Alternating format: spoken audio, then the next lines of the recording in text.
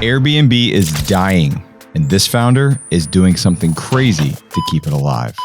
So the company that the co-creator of Airbnb started is called Samara. They are basically helping homeowners who have empty space on their property or in their backyard bring a tiny home, modular home, some people call them an ADU, accessory dwelling unit, whatever you want to call it. It is a smaller footprint building that'll live in your backyard and ultimately be another place for revenue on what is considered maybe dead space. Now, this could potentially be a play for Airbnb, obviously to expand their footprint and have more offerings. The modular home or tiny home sector continues to grow. One of the biggest startups in the world of early stage startup investing is a company called Boxable that's raised a lot of money and sitting at a multiple billion-dollar valuation because the demand and the rise of modular homes and smaller tiny homes is definitely there. So the question is, do I think that the average American might consider something like this as an investment that they could jump into and put or place a modular home on their property? Well, the average cost of one of these units is close to $280,000, $290,000. So, it would take you a few years, obviously, to continue to rent out, get the revenue from it, but ultimately it would pay for itself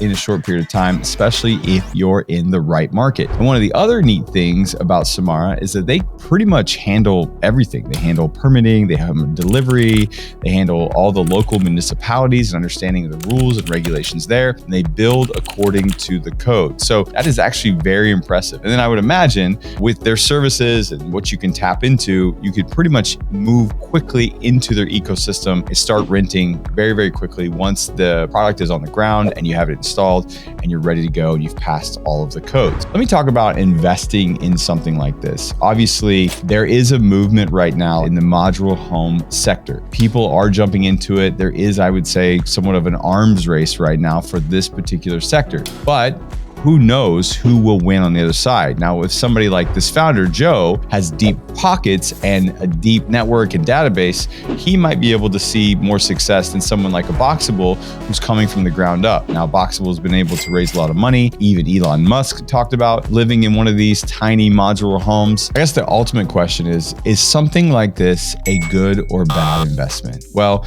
what you want to do is you want to make sure you're looking at the sector. Is the sector growing? Yes, the sector is growing. Why is it growing? Well, we're in a little bit of a housing crisis. Houses are not affordable. People can't afford them, especially younger people are kind of priced out of being able to own a home. Ultimately, it's the lowest home ownership in the 35 and under that we've seen in quite a long time. So a product like this does actually offer some real viable options for somebody who maybe doesn't have the means to buy a house. Maybe they could buy a small plot of land and they only want a 500 or 600 or 700 square foot place like Samara's offering. The thing is this, if you're trying to invest in a company like this, one of the things I share often is sometimes you're at the mercy of the local municipality. And maybe that startup could get grants and funding.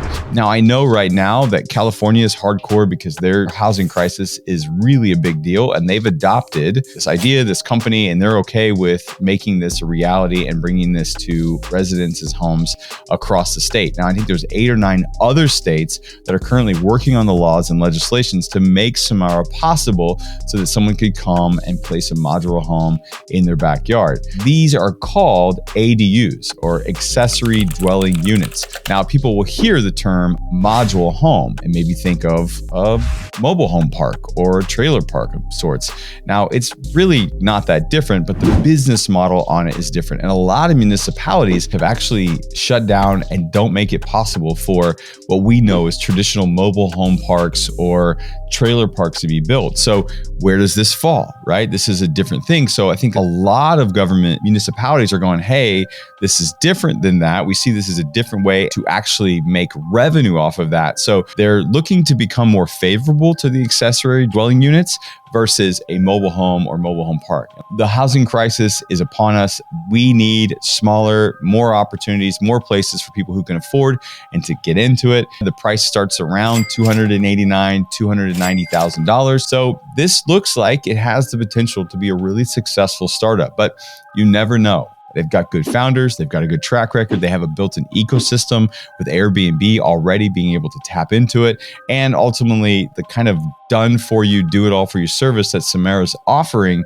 looks really exciting. If I was an investor and going to do this in my backyard or even invest in this company, it looks like they have the right path, the right ideas, and the right projections to see this business take off. I don't know if it'd bring returns like Airbnb did to its early investors, which was insane amounts of money, but it looks like they're on the right path and have the potential to return dollars to their investors. So yeah, I like this business. I like the idea of investing in something like this. So ultimately, the biggest question I think we have to ask is why? Why is Airbnb doing this? Well, it seems to me any business is always trying to find a way to make sure that they aren't dying. If you're not growing, you're dying. So they're trying to say, okay, what is something else we can do? Now, I don't know if their numbers are going down, if maybe things are changing. I mean, there's a big shift in economy. I was speaking with somebody, a buddy of mine the other day, that has an Airbnb in a very, very popular town that has a lot of traffic, and the traffic has died down significantly. So something's happening right now in the world of travel and Airbnb with the economy getting tighter, people's budgets getting tighter. They're probably slowing down and not moving as much. So I think Airbnb, this is probably a proactive way. They see that coming, going, okay, what is another way that we could engage or impact or add another business line to our entity, what we're doing and how we're making money. So for me, I think it's probably a smart move for Airbnb. The more you can diversify, the more you can spread out and be strategic about it. They're not just being strategic about it from a getting listings perspective, but this founder, Joe, is actually getting a piece of the pie when they sell these tiny homes, these modular homes, these ADU units. And I believe this gives them the ability for years to come to be relevant and continue to see their business take off. So Elon Musk himself, one of the richest men in the world, most influential man in the world, lives in a small modular home just like one of these. And so there's a movement happening. And I'm going to be really interested to see what happens. Obviously, as a husband and dad, 5 kids, we won't be moving into any one of those anytime soon. But I could see a world on a piece of property or in a backyard. If you say, hey, look, I'd like to make an extra $2,000, $3,000, $4,000 a month in revenue, I could have one of these back there, rent it out 15, 20, 30 days a month and see extra money coming my way and make it an option for someone who maybe needs a short-term rental or a long-term rental and can't afford a traditional house or even an apartment.